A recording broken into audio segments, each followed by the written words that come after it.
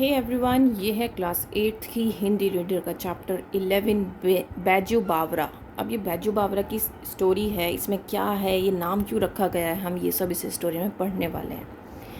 इस स्टोरी को पढ़ने का हमारा उद्देश्य, सबसे पहले हम उद्देश्य समझ लेते हैं। भारत की प्राचीन गुरु शिष्य परंपरा की गरिमा से परिचित कराना। प्राचीन मीन्स जो पुरानी है, गुरु शिष्य जैसे कि आप जानते ही हैं कि पहले गुरु शिष्य परंपरा थी, तो उस से परिचित कराना चाहते हैं, उसे इंट्रोड्यूस कराना चाहते हैं आज की पीढ़ी को। विद्या ददाति विद्यम, ये एक श्लोक है संस्कृत का जो पूरा इस तरीके से है। विद्या ददाति विनयम विनयादयाति पात्रताम पात्रवात धर्मा पोंति धनात् धर्म ततः सुखम। अब इसका मीनिंग क्या है? इसका मीनिंग ये है, विद्या विनय देती है, विनय से पात्रता आती है, पात्रता से धन आता है, धन से धर्म होता है और धर्म से सुख प्राप्त होता है। अब देखो, विनय का मतलब क्या होता है? विनय का मतलब है मोडेस्टी। जब आप एजुकेशन ले लेते हो तो आपके अंदर एक मोडेस्टी आती है, ठीक है। जब आपके अंदर एक मोडेस्टी आ जाएगी तो आपका जो बिहेवियर है उसमें चेंज हो जाएगा, आपकी जो पर्सनैलिटी है वो चेंज हो जाएगी। और जब आपकी पर्सनैलिटी चेंज हो जाएगी तो आपको धन की प्राप्ति होगी, आपके पास मनी आएगी। कैसे मनी आएगी? क्योंकि आप एक अच्छे फर्म में अप्लाई करोगे और वहाँ पर आपको एक अच्छी जॉब मिलेगी, राइट। और जब आपके पास पैसा होगा तो आप ऊपर वाले को याद करने में बिल्कुल भी नहीं हिचकिचाओगे, ऊपर वाले का शुक्रिया अदा करोगे, राइट।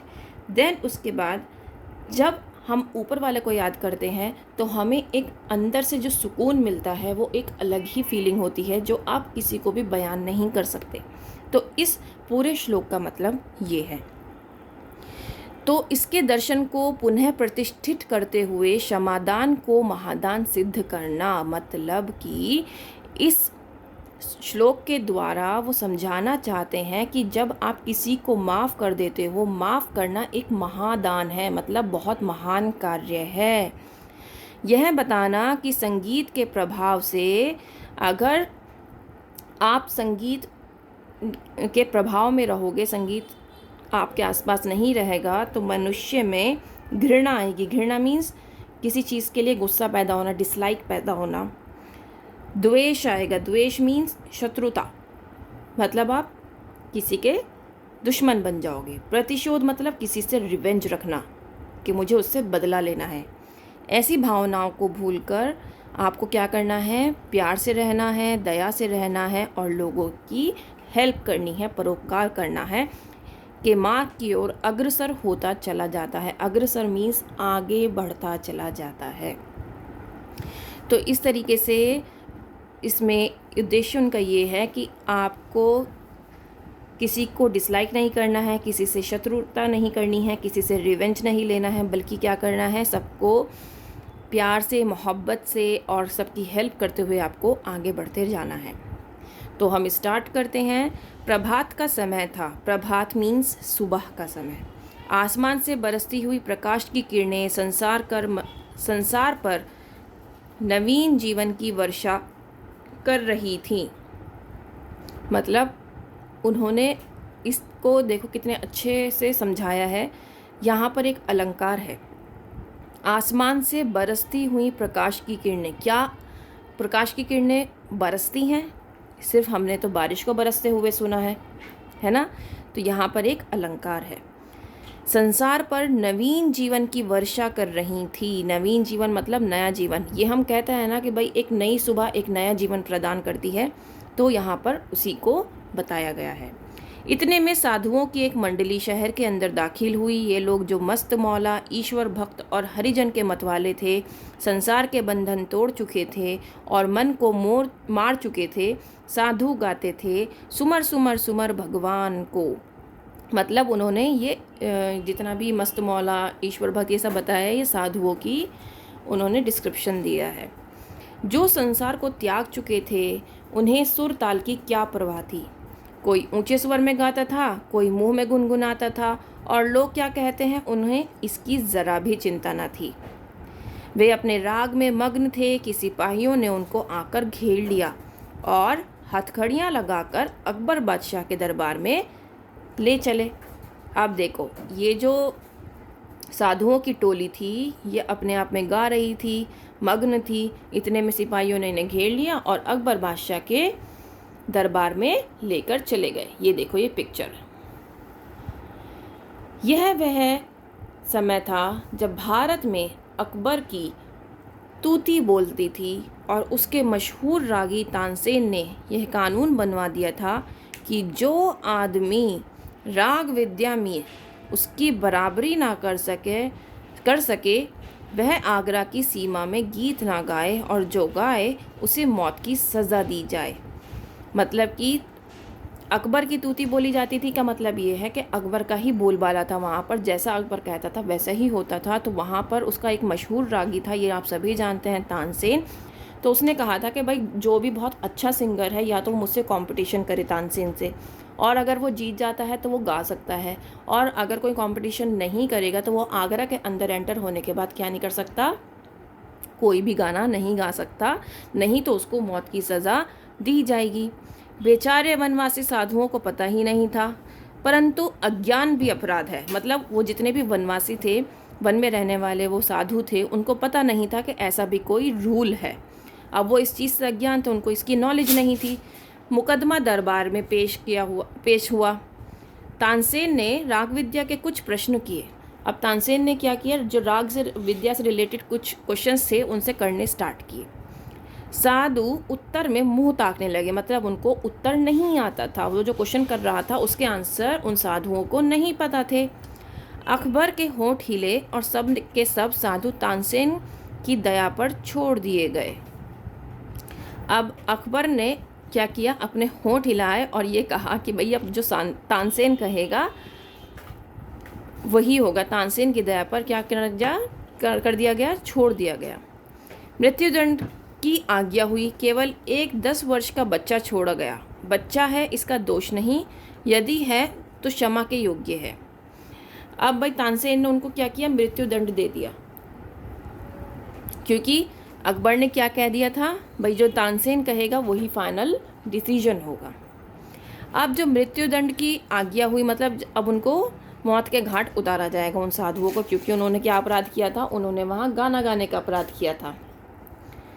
अब उसमें एक 10 वर्ष का बच्चा भी था, 10 साल का एक बच्चा भी था, तो उसको इसलिए रोक दिया गया, उसको सज़ा नहीं दी गई कि भाई इसका कोई दोष नहीं है, ये क्षमा के योग्य है, इसको आप क्षमा कर सकते हैं। बच्चा रोता हुआ आगरा के बाज़ारों से निकला और जंगल में जाकर अपनी कुटिया में रोने तड़पने लगा। वह बार बार पुकारता था, बाबा तू कहाँ है, अब कौन मुझे प्यार करेगा, मुझे कौन कहानियाँ सुनाएगा। इतने में खड़ाऊ पहने हुए, हाथ में माला लिए हुए, राम नाम का जप करते हुए बाबा हरिदास कुटिया के अंदर आए और बोले, बैजू बेटा शांति करो, शांति करो, मतलब तुम चुप हो जाओ, चुप हो जाओ। बैजू उठा और हरिदास जी के चरणों से लिपट गया। वह बिलक बिलक कर रोता था और कहता था, महाराज मेरे साथ अन्याय हुआ है। मतलब उसके जो बाबा थे, जो उस मंडली में थे, सबको मार दिया गया था, सिर्फ बैजू को ही छोड़ा गया था। राइट। हरिदास ने बैजू को उठाकर गले से लगाया और कहा, मैं तुझे वह हथियार दूंगा जिससे तू अपने ऊपर हुए अन्याय के विरुद्ध लड़ सकेगा। मतलब जो उसके साथ अन्याय हुआ था उसके लिए वो लड़ सकेगा, मगर तुझे 12 बरस तक तपस्या करनी होगी, कठोर तपस्या, भयंकर तपस्या। बैजू, महाराज आप 12 बरस कहते हैं, मैं 12 जीवन देने को तैयार हूँ। मैं अपने जीवन का एक एक क्षण आपकी भेंट कर दूंगा। इस घटना को 12 बरस बीत गए। अब बैजू बावरा युवक था और राग विद्या में दिन पर दिन आगे बढ़ रहा था। मतलब अब उसकी जो राग विद्या थी वो बहुत ज़्यादा स्ट्रॉन्ग थी। उसके स्वर में जादू था और तान में एक आश्चर्यमयी मोहिनी थी। गाता था तो पत्थर तक पिघल जाते थे और पशु पंछी तक मुग्ध रह जाते थे। लोग सुनते थे, झूमते थे तथा वाह वाह करते थे। हवा रुक जाती थी, एक समा बंध जाता था। तो ये जो बैजू बावरा है उसकी जो गायकी है उसके बारे में उन्होंने प्रशंसा की है। एक दिन हरिदास ने हंसकर कहा, वत्स, मेरे पास जो कुछ था वह मैंने तुझे दे डाला। बेटा, वत्स मीन्स बेटा, अब तू पूर्ण गंधर्व हो गया है। अब मेरे पास और कुछ नहीं जो तुझे दूं। मतलब अब तू पूरा तरीके से सीख चुका है, अब मेरे पास कुछ नहीं है जो मैं तुझे दूं। बैजू हाथ बांधकर खड़ा हो गया। कृतज्ञता का भाव आंसुओं के रूप में बह निकला। चरणों पर सिर रखकर बोला, महाराज, आपका उपकार जन्म भर सिर से ना उतरेगा। मतलब वो इतना भावुक हो गया था कि जो हरिदास जी थे उन्होंने क्या किया था, उसको एक शिक्षा दी थी। वो शिक्षा जिसके लिए उसके जो बाबा थे उसको मौत के घाट उतारा गया था, क्योंकि वो शिक्षा उसके बाबा के पास नहीं थी और अब वो शिक्षा किसके पास थी? बैजू के पास थी। राइट। तो वो एक कृतज्ञता के भाव में क्या कर रहा था? उनके चरणों में सिर रखकर बैठ गया था। हरिदास सिर हिलाकर बोले, यह नहीं बेटा, कुछ और कहो। मैं तुम्हारे मुंह से कुछ और सुनना चाहता हूँ। बैजू, आज्ञा दीजिए। हरिदास, तुम पहले प्रतिज्ञा करो, मतलब प्रॉमिस करो।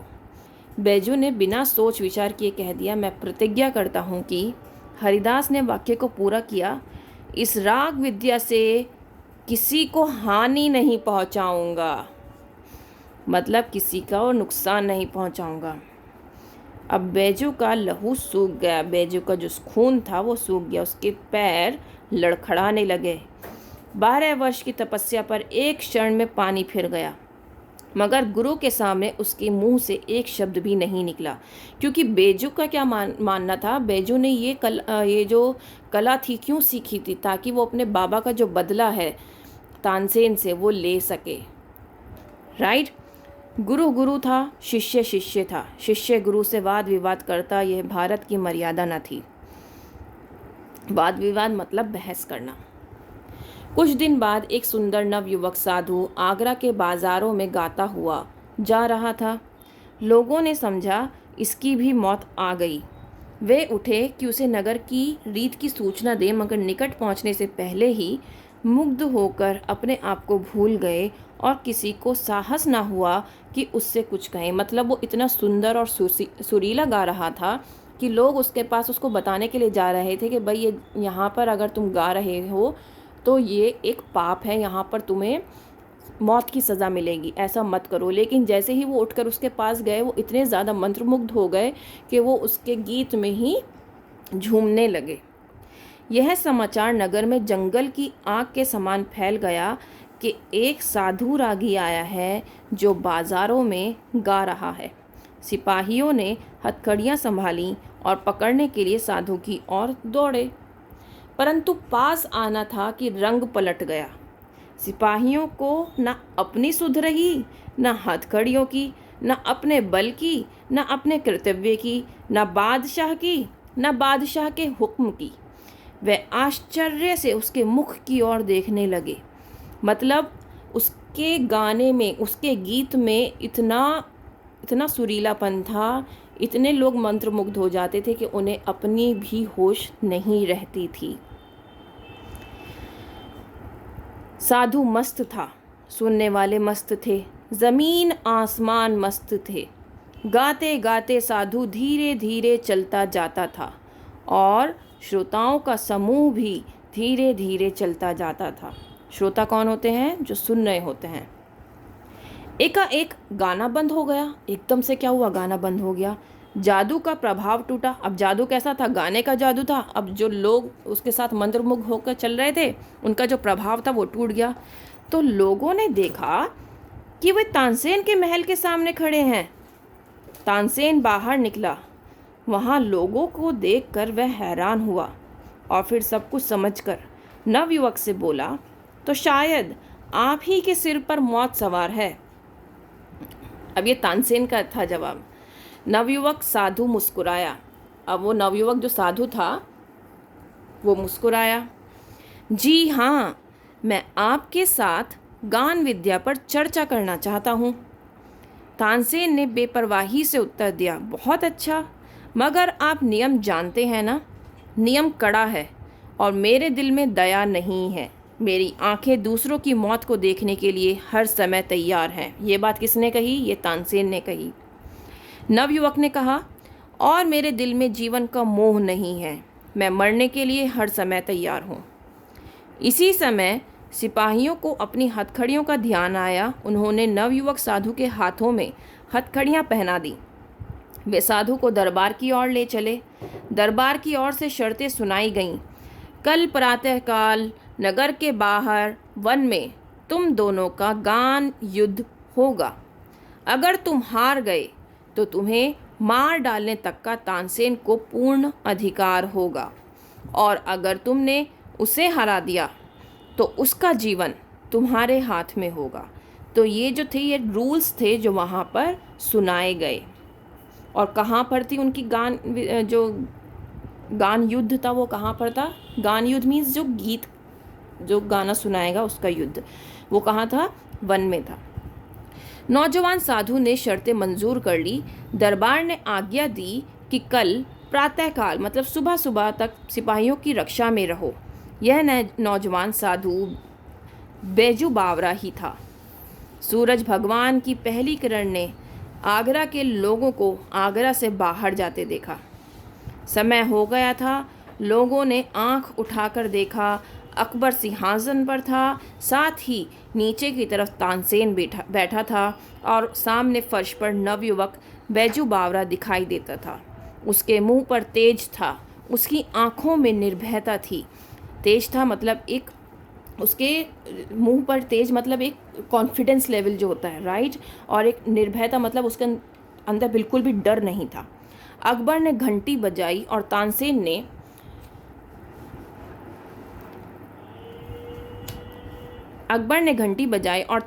ने कुछ सवाल संगीत विद्या के संबंध में बैजू बावरा से पूछे।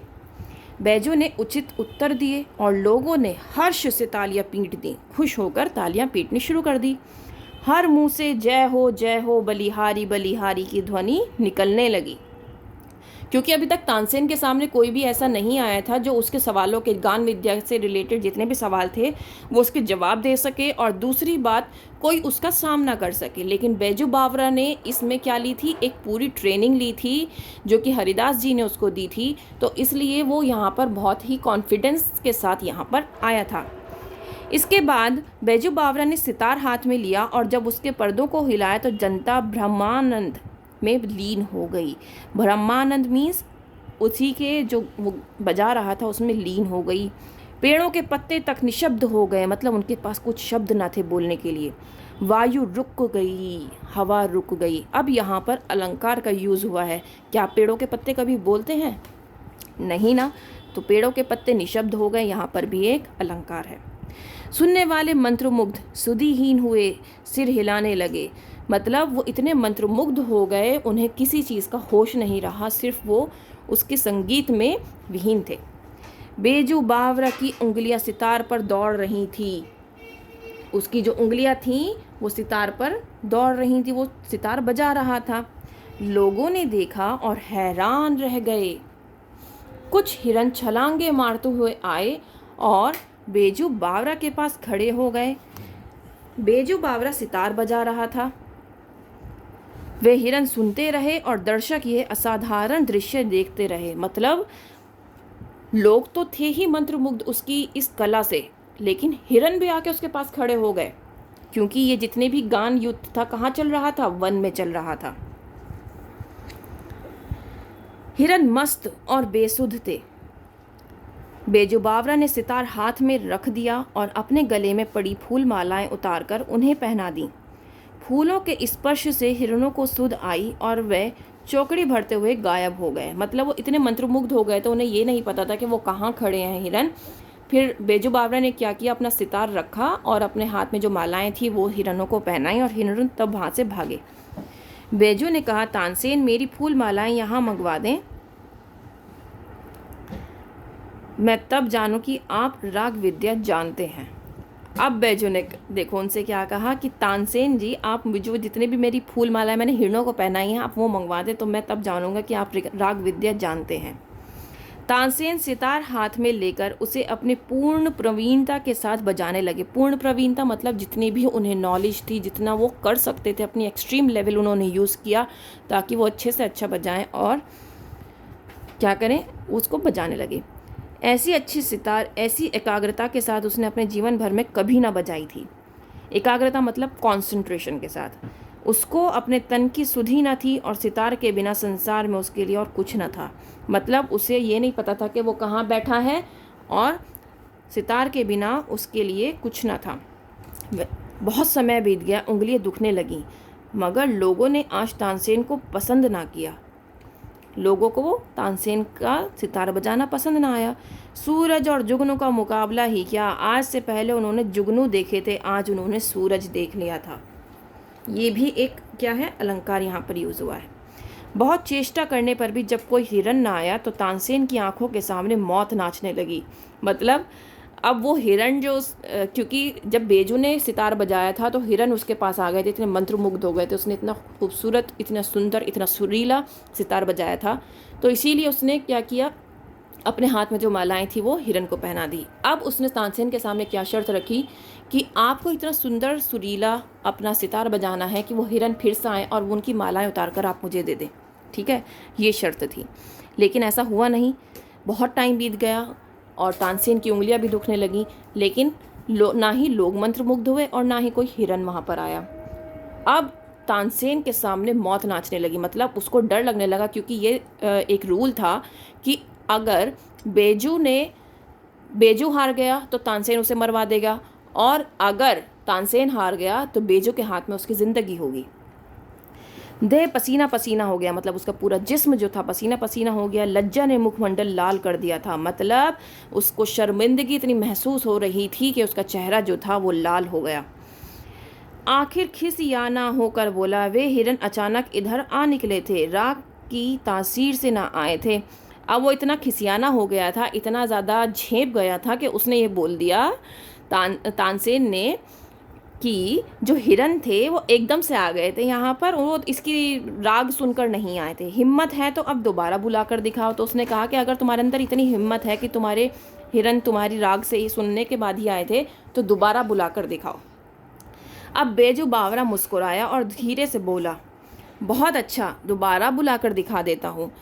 अब उसने क्या किया, बेजू बावरा अपने आप को सही साबित करने में लग गया कि भाई ये मेरे गीत से मंत्रमुग्ध होकर आए थे, ना कि ये खुद से ऐसे ही टहलते टहलते आ गए थे। यह कहकर उसने फिर सितार पकड़ लिया। एक बार फिर संगीत लहरी वायुमंडल में लहराने लगी। फिर सुनने वाले संगीत सागर की तरंगों में डूबने लगे। हिरन बेजू बावरा के पास फिर आए। अब हिरन फिर से आ गए, वही हिरन जिनकी गर्दन में फूल मालाएं पड़ी हुई थी और जो राग की सुरीली ध्वनि के जादू से बुलाए गए थे। बेजू बावरा ने फूल मालाएं उतार ली और हिरन कूदते हुए जिधर से आए थे उधर ही चले गए। मतलब बेजू बावरा ने क्या किया, फिर से अपनी कला को दर्शाया कि उसकी कला में वो जादू है जो कि तानसेन की कला में नहीं है। अकबर का तानसेन के साथ अगाध प्रेम था। अगाध मीन बहुत ही गहरा प्रेम। उसकी मृत्यु निकट देखी तो उनका कंठ भर आया। अब अकबर ने जब तानसेन की मृत्यु को निकट देखा, पास देखा, तो वो उनका गला भर आया, परंतु प्रतिज्ञा हो चुकी थी। उन्होंने ये बता दिया था, वे विवश होकर उठे और संक्षेप में निर्णय सुना दिया। बेजू बावरा जीत गया, तानसेन हार गया। अब तानसेन की जान बेजू बावरा के हाथ में है। तानसेन बेजू बावरा के पांवों में गिर पड़ा। वह जिससे अपने जीवन में किसी पर दया न की थी, इस समय दया के लिए गिड़गिड़ा रहा था और कह रहा था, मेरे प्राण ना लो, मेरे प्राण ना लो। बेजू बावरा ने कहा, मुझे तुम्हारे प्राण लेने की चाह नहीं। तुम इस निष्ठुर नियम को हटवा दो कि जो कोई आगरा की सीमाओं के अंदर आए, अगर तानसेन के जोड़ का ना हो तो मरवा दिया जाए। अकबर ने अधीर होकर कहा, यह नियम अभी इसी क्षण हटा दिया गया। तानसेन बेजू बावरा के चरणों में गिर गया और दीनता से कहने लगा, मैं यह उपकार जीवन भर न भूलूंगा। बेजू बावरा ने जवाब दिया, 12 बरस पहले की बात है, आपने एक बच्चे की जान बख्शी थी। आज उस बच्चे ने आपकी जान बख्शी है। तानसेन हैरान होकर देखने लगा। फिर थोड़ी देर बाद उसे एक पुरानी, एक भूली हुई, एक धुंधली सी बात याद आ गई। मतलब तानसेन को सब कुछ याद आ गया कि उन साधुओं के साथ उसने क्या किया था, और एक 12 साल का जो बच्चा था उसको उसने छोड़ दिया था, और वो 12 साल का बच्चा बैजू बावरा ही था जो आज उसके सामने खड़ा था, और आज उसने उस पर एक उपकार किया था कि उसकी जान बचाई थी, उसकी जान नहीं ली थी तानसेन की। अब हम ये माइंड मैप देख लेते हैं। कौन थे? हरिदास के शिष्य और प्रसिद्ध संगीतज्ञ जिन्होंने तानसेन के घमंड को चूर चूर कर दिया था। ये है बैजू बावरा के बारे में। बैजू बावरा हरिदास जी के क्या थे? शिष्य थे, क्योंकि हरिदास जी ने ही उन्हें ये ज्ञान दिया था। नियम क्या था? अकबर के समय में तानसेन ने यह नियम बनवा दिया था कि राग विद्या में जो उनकी बराबरी नहीं कर पाएगा वो आगरा की सीमा में गीत नहीं गाएगा, और जो गाएगा उसे मृत्यु दंड दिया जाएगा। बैजू के साथ क्या हुआ था? जिस साधुओं की मंडली को अकबर ने सिपाही पकड़ कर ले गए थे उनमें उसके पिता भी थे। नियम न जानने के कारण उन्हें मृत्यु दंड मिला। बैजू को बालक होने के कारण छोड़ दिया गया। बैजू ने क्या किया? हरिदास से राग विद्या सीखी और तानसेन को गान युद्ध में हरा दिया। अंत में क्या हुआ? अंत में तानसेन ने जो नियम बनाया था उसे हटा दिया गया और बैजू ने तानसेन को जीवन दान दिया। इस तरह से ये आपका चैप्टर कंप्लीट हो जाता है। उम्मीद करती हूँ कि आपको ये बहुत अच्छे से समझ में आया होगा। अपनी तरफ से पूरी कोशिश की है कि आपको 100% दूँ। अगर फिर भी कोई कमी रह गई हो तो आप मुझसे कमेंट करके पूछ सकते हैं। That's all. Thank you.